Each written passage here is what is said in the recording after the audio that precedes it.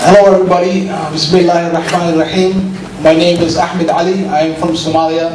I have been in Canada for 16 years now, and I'm pretty much Canadian, but I also have my heritage, my language, my religion. And I'd just like to thank the Sikh Society, or Student Society, for putting on such a great event. So can I please get a round of applause for them? This is such a beautiful event, and the more communities that come together, the greater the change. So I really appreciate for you guys giving me the opportunity to stand here tonight and present my words. Thank you very much. It's my friend Connor to play the horn here. Thank you. Okay. My first piece is called Mama Africa. I'm going to be addressing the African aspect of this, and then afterwards I'll give you a human rights speech/poem. Thank you very much. Mama Africa. Like a son watching his mother struggle through the agony of death, I stand helplessly with tears in my eyes watching your pain. Raped naked of all your resources, it's not rape that you are left with nothing but a sour name. You would think the river's worth of tears from the oppressed, weak and poor, it would flood our hearts and minds with remembrance while replenishing your soul. Instead it doesn't. And this thought leaves me about as confused as a child representing a statue of skin and bones, searching for milk and breast that's sad from malnourishment. It's almost funny to state that women in North America starve themselves to resemble the shape of an hourglass with more than enough to eat. Meanwhile, mothers in Africa watch hourglasses, sadly onlooking their kids starve, wondering when they'll be able to eat.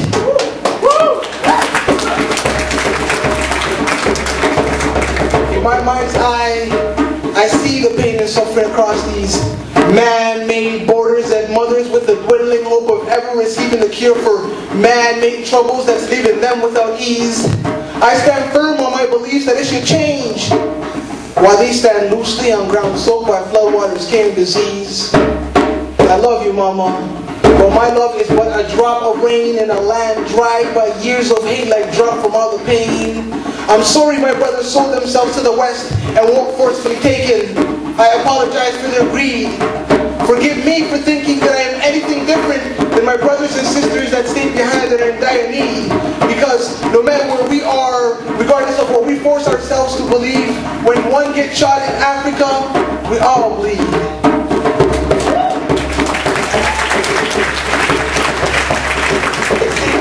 They say proof is in the pudding, but they have no pudding to prove it. I promise to be one of the many to take back supplies for them to live and to go to school with. Because your tribe, my tribe, this talk can't last. Ties will be broken and won't be healed by no caste. Regardless of our deception and lies, Mama Africa, you stay humble and welcoming with green pastures and blue skies. I know I've left for Canada, but Africa is where my soul has stayed. And when I return, I'll bring back educated people of all colors and shades to spread our love quicker than that of AIDS, and no man shall stop me or any of you destined to lead this crusade.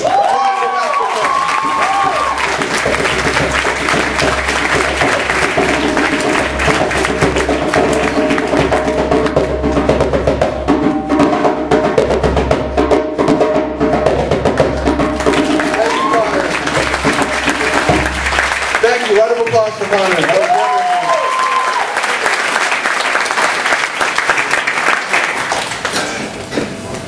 And now we'll get to the speech/poem.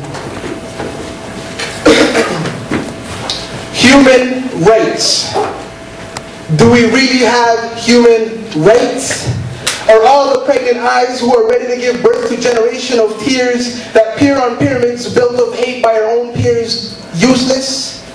The alarms are ringing, but it's in our nature to press snooze. Just 5 more minutes. When will we wake up to and realize that dreamless insomniacs run our reality? Yet another question, but no answer. We need to ignore individuality in order to become a culture of interdependent people. We need to connect to our homelands to recharge our batteries, but it seems our extension cords aren't long enough. Because when it comes to being back home, we're never right, but more than wrong enough. Why must so many die to make a positive change, but when extremists to cause racial profiling, loss of human rights, and war on terror? When will we receive the 200 years worth of apologies for my brothers who were slaved and felt the only way they could celebrate was at their funerals because when they died, they finally got to go back home? It's beyond sad. Have you ever taken a second to reflect on their neglect? They were humans that were chained like animals by 50s or more. And if one more than half died, they were thrown overboard alive regardless of status, whether it's son, mother, or daughter. And inevitably became the meal to hungry sharks who eat the hungry to survive.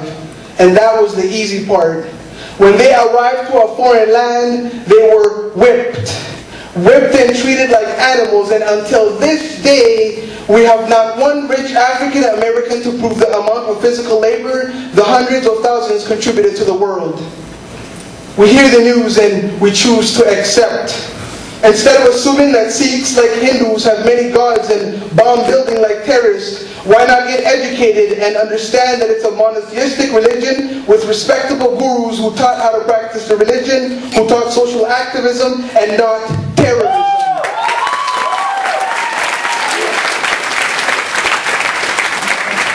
So many issues, but they fly by us like jet planes ready for war while we sit back and admire their power.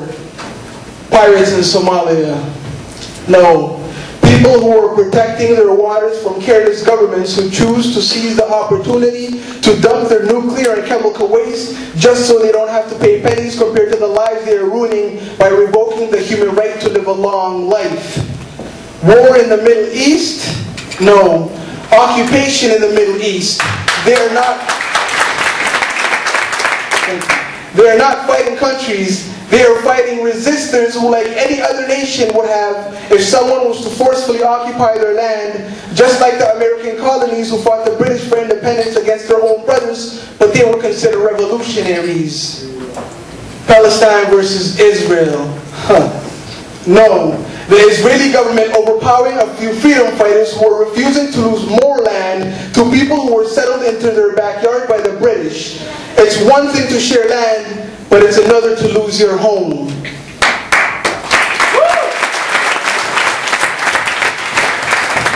We know Europeans weren't the first here. We all know that. And Christopher Columbus wasn't looking for America, but he was looking for Asia. He luckily found America and murdered and enslaved the many who were already here. Furthermore, we aren't fools. We know what the objective was of residential schools: to assimilate and conform the mass of Aboriginals who were native to this land before the arrival of Europeans. I'm not spreading hate, but reminding us that an apology doesn't correct the fact you treated them like animals and not human beings. Thank you. They were and are the first nation here, but now we're becoming the first to disappear. They are left on reserves far away from cities with no education, only cheap cigarettes and beer. And as immigrants, what have we done to show them that we appreciate being here? Nothing. Nothing, while the same people go to our country, divide and conquer, then adopt and sponsor all our kids so they learn how to be proud and act proper. Remember, religious freedom. Teach your kids, brothers, sisters to love others for who they are and not what they should be. Remember, the imprint we leave will be examined by our youth who will then make sense of it. Remember, if you don't help your neighbor to douse the fire that is hate next door, your house is next to burn. And if not, your neighbor will be dead and won't be able to help you when it's your turn. Understand, it's a united struggle. One snowflake doesn't cause an avalanche. It takes a buildup of many. But one voice can initiate its massive movement that can bury any opposition. For a second, let's reconsider human rights. It seems like the fight for human rights is a cancerous ignorance, because we have questions and no answers and are yet to discover the cure. Thank you.